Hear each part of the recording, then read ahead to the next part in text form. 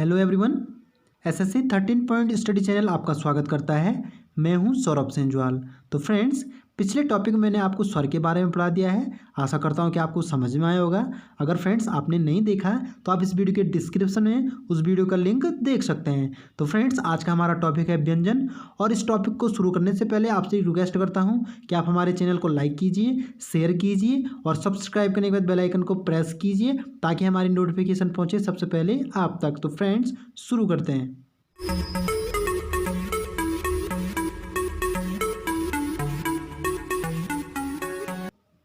तो देखिए फ्रेंड्स, सबसे पहले आपको व्यंजन के बारे में बताते हैं। तो यहाँ पे देखिए, स्वर की सहायता से बोले जाने वाले वर्ण क्या कहलाते हैं? व्यंजन कहलाते हैं। अर्थात प्रत्येक व्यंजन में अ मिला होता है या अ जुड़ा होता है। तो फ्रेंड्स, यहाँ पे देखिए कि प्रत्येक व्यंजन में क्या जुड़ा रहता है? अ। तो अर्थात अ के बिना व्यंजन का उच्चारण संभव नहीं है। अर्थात अ हमेशा व्यंजन में लुप्त होता है। तो फ्रेंड्स, यही ध्यान रखना है आपको। तो फ्रेंड्स देखिए, आपको व्यंजनों की संख्या आपको पता होनी चाहिए कितनी होती है। फ्रेंड्स, आपको जो परंपरागत रूप से व्यंजनों की संख्या होती है वो 33 होती है। अगर इसमें द्विगुण व्यंजन मिल जाता है, द्विगुण मतलब किसे कहते हैं हम? ड और ढ। ड और ढ को क्या बोलते हैं? द्विगुण व्यंजन। अर्थात ड और ढ क्या है? द्विगुण व्यंजन है। तो इसको जोड़ के हमें कितने व्यंजन की प्राप्ति होती है? 35 व्यंजन की। तो फ्रेंड्स, नेक्स्ट देखिए, आपको हम व्यंजन में व्यंजनों का वर्गीकरण करते हैं। तो व्यंजनों का वर्गीकरण में सबसे पहले आता है स्पर्श व्यंजन। तो स्पर्श व्यंजन में देखिए फ्रेंड्स, जिन व्यंजनों का उच्चारण करते समय हवा फेफड़ों से निकलते हुए मुंह से किसी विशेष स्थान से विशेष स्थान मतलब कंठ, तालु, मूर्ध, दंत जो भी हैं, तो उसे क्या कहेंगे हम? स्पर्श व्यंजन कहते हैं। तो फ्रेंड देखिए, नेक्स्ट देखिए, यहाँ पे देखिए आप अघोष। अघोष व्यंजन में देखिए, अघोष व्यंजन किसे कहते हैं? देखिए, जिन ध्वनियों के उच्चारण में स्वर तंत्रियों में ध्वनियों का कंपन ना हो। क्या नहीं होता है? ध्वनियों का कंपन ना हो। तो फ्रेंड्स, अघोष और सघोष, आपको ये ध्यान रखना होगा कि अघोष में ध्वनियों के उच्चारण में स्वर तंत्रियों में क्या नहीं होता है? कंपन नहीं होता है। और सघोष में क्या होगा? जिन ध्वनियों के उच्चारण में स्वर तंत्रियों में कंपन होता है। इसमें यही ध्यान रखना है, इसमें कंपन नहीं होता है और इसमें होता है। और अल्प प्राण और महाप्राण में आपको यही ध्यान रखना है कि जिन व्यंजनों के उच्चारण में मुख से कम हवा निकलती है, मुख से क्या होती है? अल्प प्राण में, अल्प मतलब कम, प्राण मीन्स पहले बताया था मैंने, फर्स्ट वाले टॉपिक स्वर में बताया था आपको कि प्राण का अर्थ होता है हवा। तो जिन व्यंजनों के प्राण का अर्थ क्या होता है? हवा। तो जिन व्यंजनों के उच्चारण में मुख से कम हवा निकलती है तो उसे क्या कहेंगे हम? अल्प प्राण। एक होता है महाप्राण। तो क्या है? महाप्राण। तो महाप्राण किसे कहेंगे? जिन व्यंजनों के उच्चारण मुख से अधिक हवा निकलते हैं। तो इसमें क्या होता है? इसमें क्या होगा? अधिक हवा निकलेगी। ओके फ्रेंड्स, तो नेक्स्ट देखिए, आपको मैं एक चार्ट बताऊंगा जिसमें आपको सारा इजीली समझ में आ जाएगा। तो फ्रेंड्स, आपको ध्यान देने की ज़रूरत है। तो फ्रेंड्स देखिए, सबसे पहले आपको वर्ग दिया होगा, उसमें उच्चारण दिया होगा, एक में अघोष दिया होगा, अघोष, सघोष, सघोष, सघोष। अर्थात आपको अघोष में क्या होगा? अघोष में आपने पढ़ा होगा कि जिन ध्वनियों के उच्चारण में क्या होता है? स्वर तंत्रियों में कंपन हो। और वर्ग का किसी भी वर्ग का पहला और दूसरा वर्ग क्या होते हैं? अगर हमेशा अघोष होता है। आपको ये भी ध्यान रखना होगा कि हर वर्ग का क्या होगा? पहला और दूसरा वर्ग का क्या होगा? अघोष होता है। तो फ्रेंड्स, आपको यही ध्यान रखना पड़ेगा।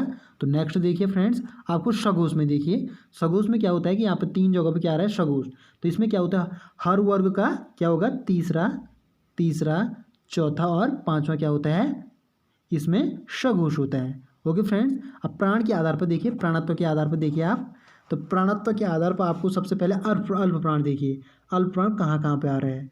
तो अल्प प्राण में आपको यही ध्यान रखना होगा कि हर वर्ग का पहला, यहाँ पे देखिए, पहला आ रहा है और फिर तीसरा आ रहा है अल्प प्राण, फिर पांचवा। पहला, तीसरा और पांचवा क्या होता है? हमेशा अल्प प्राण होता है। अब महाप्राण में देखिए फ्रेंड्स,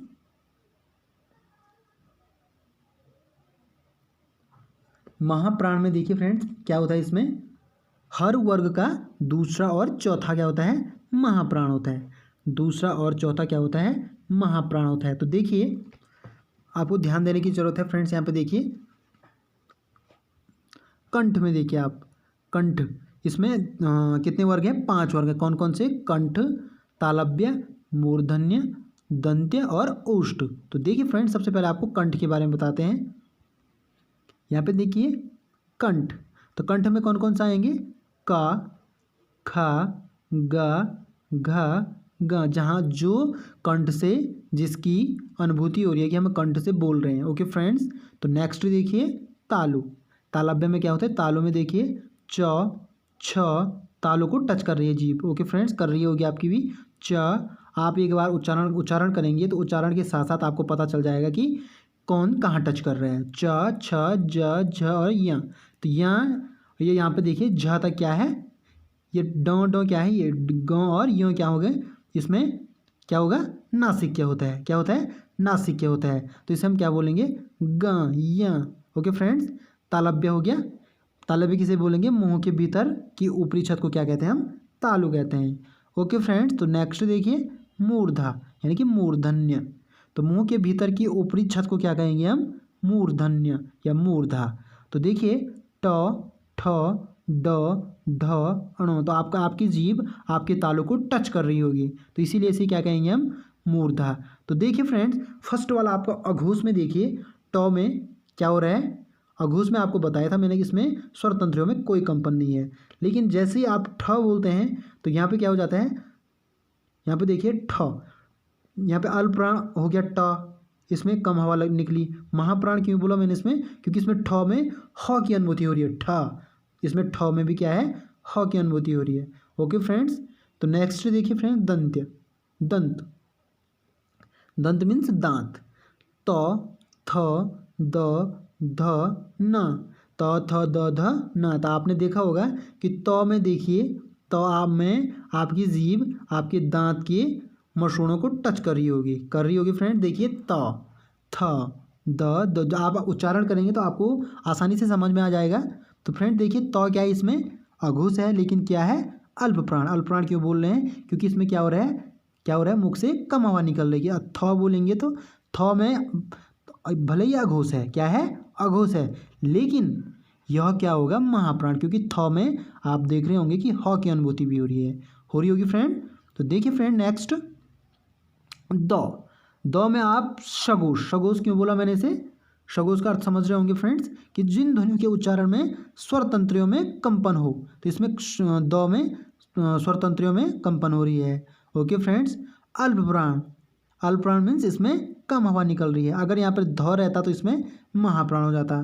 तो सघोष, सघोष मीन्स इसमें कंपन हो रही है। ओके फ्रेंड्स, तो देखिए ध, न, त, थ, द, ध, न। अब देखिए प, फ, ब, भ, म। प, फ, ब, भ, म। यहाँ पे देखिए प क्या होगा? अघोष, लेकिन अल्प प्राण होगा, क्योंकि इसमें अघोष में जिन ध्वनियों के उच्चारण में आपको पता होगा स्वर तंत्रों में कंपन नहीं होती है। और अल्प प्राण में क्या होगा? इसमें हवा कम निकलेगी। जहाँ पे कंपन नहीं होगी तो वहाँ पे हवा कम ही निकलेगी। ओके फ्रेंड्स, तो नेक्स्ट देखिए प, फ, ब, भ, म में देखिए आप म क्या होगा? नासिक्य व्यंजन। क्योंकि नासिक्य व्यंजन क्यों बोल रहे हैं इसको? क्योंकि इसमें हवा नाक और मुंह से दोनों से निकल रही है। ओके फ्रेंड्स, आशा करता हूँ कि आपको ये टॉपिक समझ में आया होगा। अगर फ्रेंड्स आपको ये टॉपिक समझ में आता है तो आप इस चैनल को लाइक कीजिए, इस वीडियो को लाइक कीजिए, शेयर कीजिए और सब्सक्राइब करना ना भूलें। तो फ्रेंड्स मिलता हूँ अगले टॉपिक।